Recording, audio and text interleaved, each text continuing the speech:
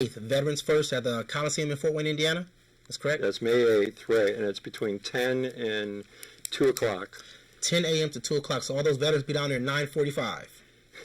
All right, thank you very much. Thanks. It was wonderful. Glad you came. Okay, now this is the part of the show where I give you a little bit of motivation, okay?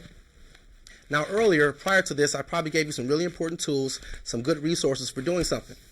But what I know is, without the proper motivation, those tips and those resources fall on deaf ears. So this is what I want you to do. I want to include you into my own way of looking at things, okay? For me, about 6 months ago, I wake up with a little bit of disappointment, okay? I know what my path is supposed to lead to. Matter of fact, I've had 5-year plans 10 years ago that I woke up 6 months ago and I was nowhere near any of my 5-year plans. Think about it. Have you ever made a 5-year plan? More than likely you have. In fact, everybody in their senior year puts together a 5-year plan just to get out of high school. So a lot of us do have 5-year plans. A lot of us had them going through college. A lot of us had them at our first job. A lot of them went to a good convention, a good motivational meeting, and had to write down 5-year goals. You may have gotten in a sales program and you had a 5-year plan. But right now, look back at that 5-year plan that may have been 6 or 7 years ago, 10 years ago. Are you on task for accomplishing that goal?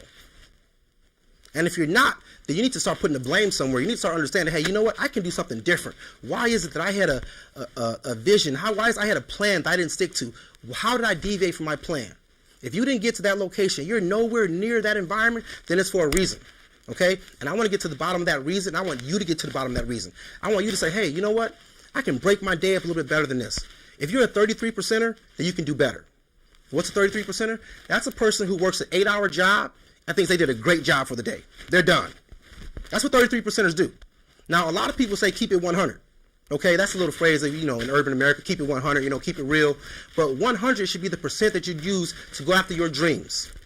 And let me tell you one more thing. There are no such thing as dreams. There are not dreams. Dreams happen when you're asleep. Sometimes you wake up and they're convoluted.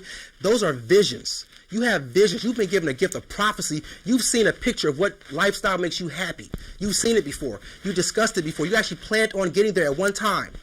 Think about this. I'm not kidding. A lot of us had 5-year plans that were part of our dream, part of a vision that you had. That vision was given to you by God because you knew your potential. You were going 100%. Your plan was to put 100% into your 5-year plan, and you were somewhere you were supposed to arrive at a destination after that. If you didn't get to that destination, that's because you deviated. You went somewhere else, somewhere along the way.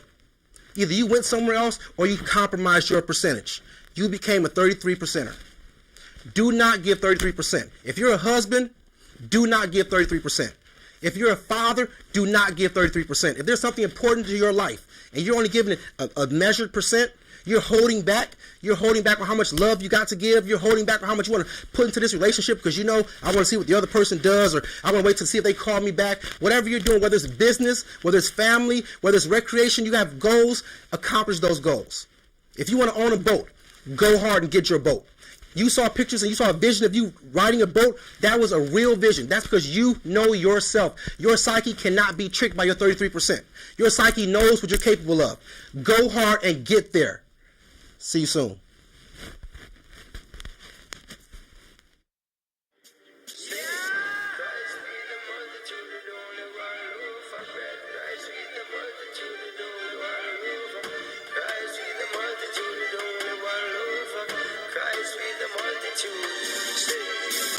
Christ feed the multitude, only one loaf of bread, poor people.